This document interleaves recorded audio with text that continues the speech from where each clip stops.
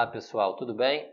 Vamos continuar a nossa aula de renda variável falando agora sobre gestão de risco e diversificação.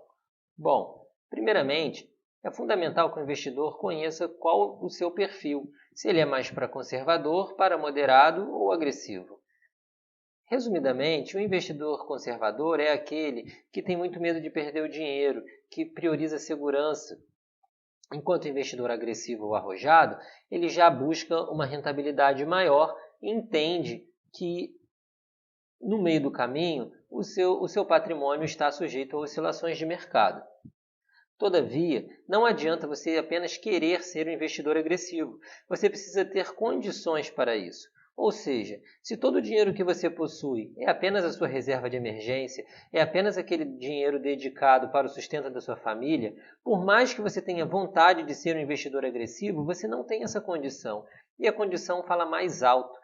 Então, primeiro, é fundamental ter a sua reserva de emergência para depois poder almejar, buscar ganhos maiores através do investimento em ações ou em outros ativos de renda variável. Vamos falar então sobre a gestão de risco. Um grande clássico sobre esse tema é o livro Aprenda a Operar no Mercado de Ações, do Dr. Alexander Elder. Alexander Elder é um russo, operador de mercado, que ficou muito conhecido e obteve muito sucesso. E a sua regra número 1 é: não corra o risco da ruína. Ou seja, para ele, mais importante do que qualquer estratégia é você permanecer vivo, é você não ser eliminado do mercado. Então ele ressalta dois pontos fundamentais que tiram a maioria dos operadores do mercado, dos investidores. Um deles ele chama de tubarão, que é quando você bota todos os seus investimentos num único ativo e esse ativo, por algum motivo, ele perde muito valor. Então, você com apenas uma tacada, com apenas uma operação, com apenas um investimento, você perde muito dinheiro, você perde boa parte do seu capital. E outra forma que também muitos investidores perdem dinheiro é o que ele chama de o cuidado com as piranhas. Ou seja, você perde um pouquinho aqui, um pouquinho ali, e quando vê, o seu capital está totalmente degradado.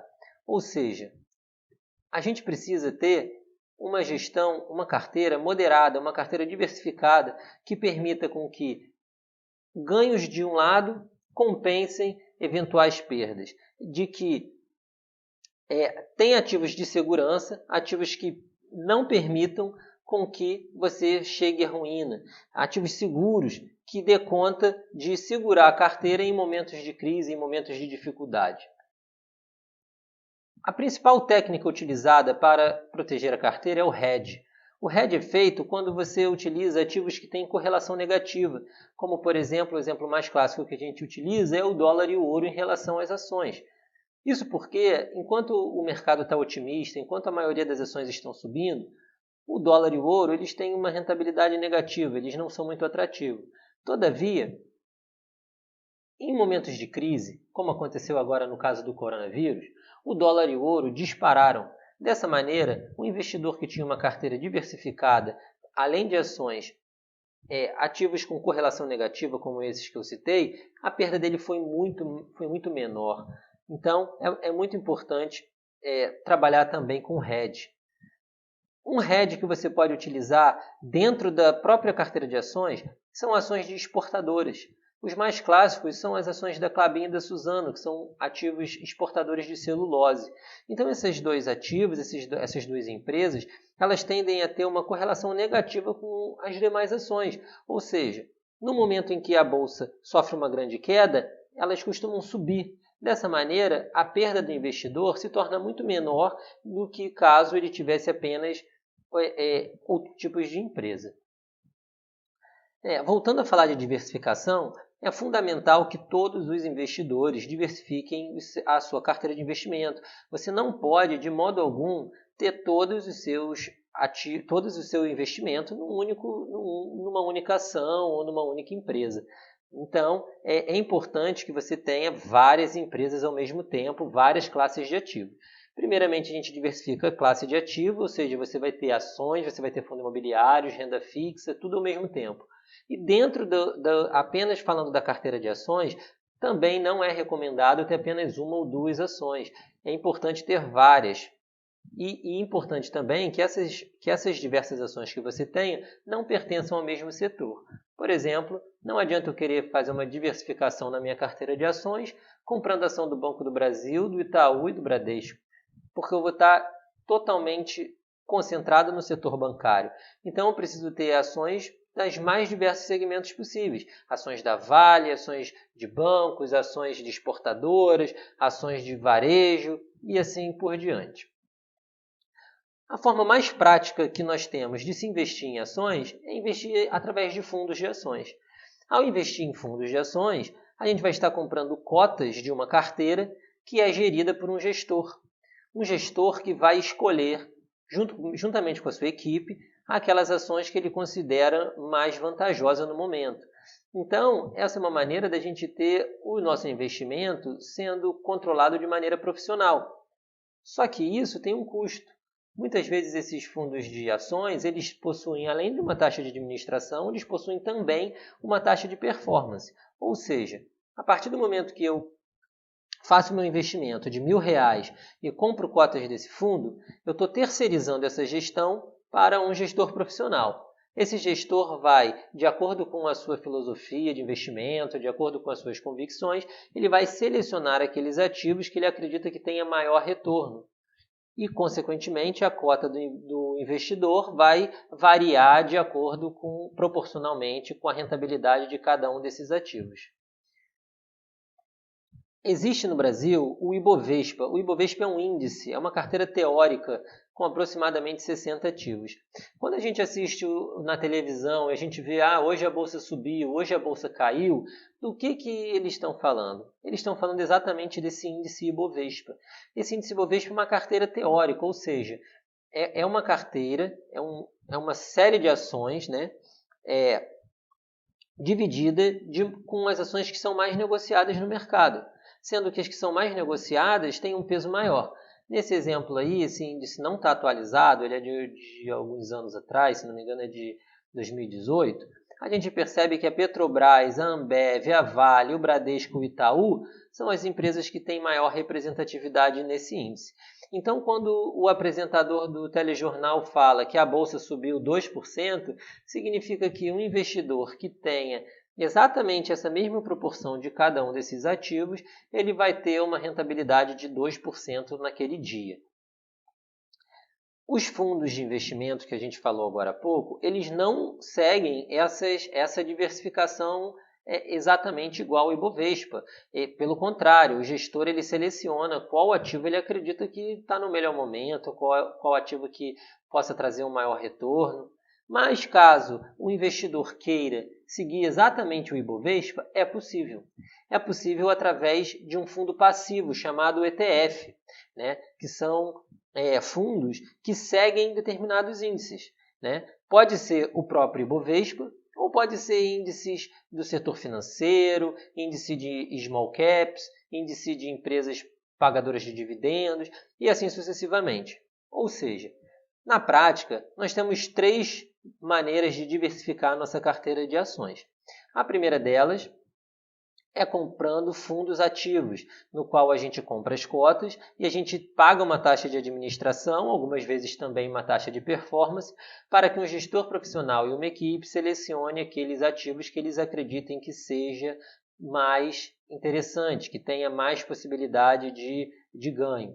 Outra possibilidade é comprar os ETFs, no qual o gestor faz uma gestão passiva, ou seja, ele simplesmente replica os ativos que constam em determinado índice, seja ele o Ibovespa, seja ele o IBRX, seja qualquer índice, até mesmo o da Bolsa dos Estados Unidos, o SP500. Nós temos também um ETF negociado aqui na Bolsa do Brasil que replica a rentabilidade do SP500, que é o índice que negocia as 500 principais empresas dos Estados Unidos.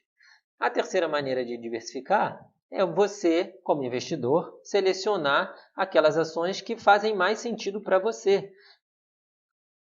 Como disse aqui o nosso amigo Warren Buffett, a diversificação é uma proteção contra a ignorância. Ou seja, A gente tem que reconhecer que quando se trata de investimento, nós não sabemos qual investimento vai subir mais. Se a gente tivesse convicção em qual ação seria a próxima Magazine Luiza, qual ação que seria um sucesso nos próximos anos, não faria sentido nenhum a gente diversificar os nossos ativos. A gente simplesmente pegava todo o nosso dinheiro e colocava nessa única ação e obtinha todo esse grande lucro que essa empresa vai trazer. Só que na prática é impossível a gente saber isso, até porque tudo pode acontecer. Empresas que têm uma excelente perspectiva pode ter um grande problema, pode ter uma fraude contábil, o cenário pode mudar. Então, para se defender dessa nossa ignorância, desse nosso desconhecimento em relação ao futuro, a gente precisa diversificar, a gente precisa comprar um pouquinho de cada empresa. E ao falar de diversificação, eu trouxe aqui, eu vou falar rapidamente sobre alguns grandes gestores, alguns grandes estudiosos do tema que falam bastante sobre isso, né, sobre a diversificação. O primeiro deles é o Markowitz. Ele é um clássico ganhador do Prêmio Nobel e que ele deixou bem claro aqui que é possível diminuir o risco diversificável ao aumentar a quantidade de ativos na carteira. Ou seja, se você tiver apenas um ativo, o seu risco é muito grande. Ao ter 2 ativos, você reduz consideravelmente. E segundo ele, a partir de 16, 15 ativos, a gente consegue reduzir totalmente esse risco diversificável, esse risco não sistêmico, né? O risco não diversificável, que é essa barra azul que nós vemos no gráfico aí, ele não é possível de diversificar. Foi o que aconteceu quando, por exemplo, na crise do coronavírus. Em março, todos os ativos caíram. Por mais diversificada que fosse a sua carteira, seria impossível você não ter um prejuízo, porque foi um problema sistêmico, um problema generalizado. Então, o que acontece? Ao diversificar a sua carteira de ações, você pode se livrar do risco de dar o azar da empresa que você selecionou ter uma forte queda. Mas você não consegue eliminar de vez o risco do mercado cair de forma generalizada, como aconteceu agora recentemente. Outro grande investidor, Peter Lynch, ele defende o seguinte, que diversificar é importante, mas que você não deve diversificar tanto. Você deve diversificar somente um pouco, para você também ficar exposto àquelas ações que você conhece. Então ele diz o seguinte, de nada adianta você comprar todas as empresas da Bolsa, porque você deve se concentrar naquela que você acredita mais. Então, se você acredita que o setor de aviação vai ser um grande sucesso, vale muito mais a pena você ter mais ações da Azul e da Gol do que você ter apenas 1% de cada uma delas. Porque caso a sua teoria esteja certa, e você tiver apenas 1% de cada uma delas, isso vai trazer uma baixa representatividade na sua carteira como um todo. Então ele diz, vale a pena diversificar? Sim, mas somente até um determinado limite.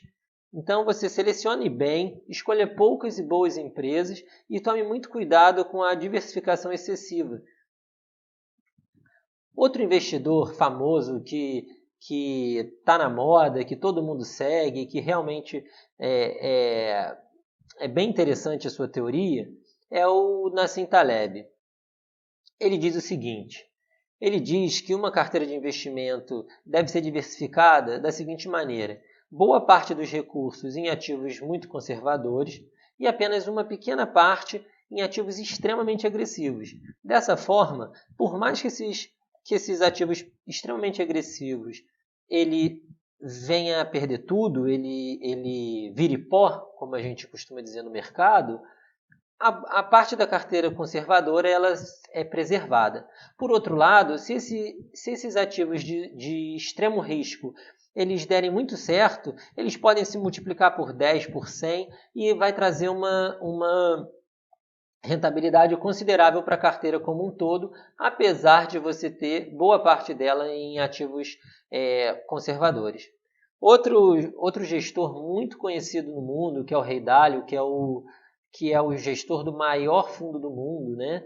Ele diz o seguinte, que você precisa diversificar sim, Só que tem que ser em ativos não correlacionados. Então, para Rei Dália, não adianta você simplesmente diversificar entre várias ações. Você tem que diversificar entre ativos que não tem nada a ver um com o outro. Ou seja, ao mesmo tempo que você está investindo em ações do Brasil, você está investindo em minério da Indonésia, você está investindo em imóveis dos Estados Unidos.